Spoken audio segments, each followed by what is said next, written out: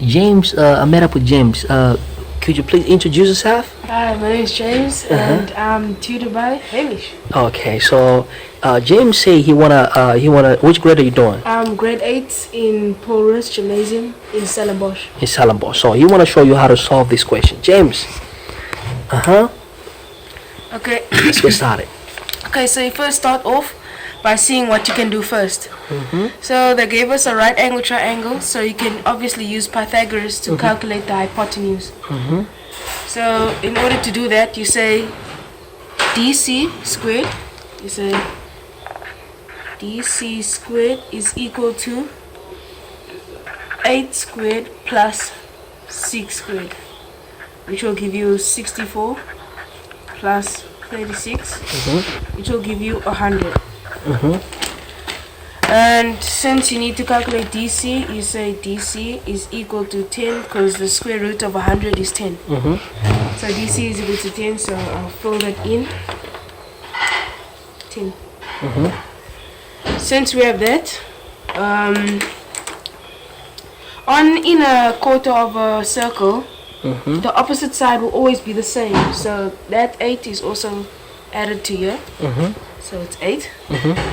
And in order to calculate the side, you first have to take the whole circumference. The whole circumference is equal to.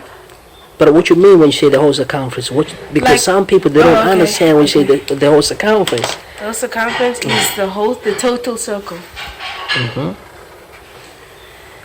And what do you mean when you say circumference? circumference is the distance of the whole circle. Okay. So from here to there. Uh-huh.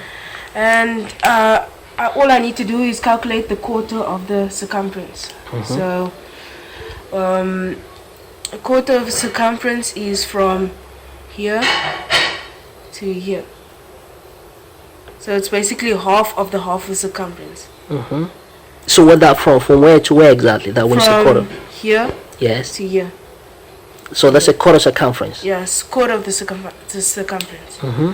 So circumference is measured by 2 pi r, which is 2 pi r, and obviously it forms a quarter, so you must divide that by 4. So if you get a quarter, what that mean? Like they're in a that distance from which place to which place when you say you divide by 4? The distance from this point Yes. to this point, Okay. divide that by 4. And so you just fill in what they gave you. So the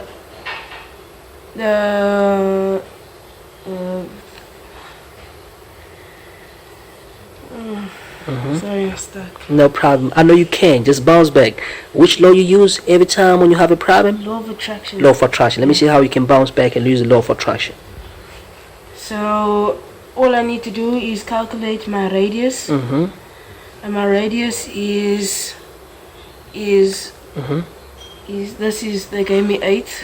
So my radius is half the circle. Sorry. No, bounce back and no. Okay, you wanna look at your formula. See what you wanna plug in there. What exactly you want there? Radius. Yes. Do you have it or you don't have it?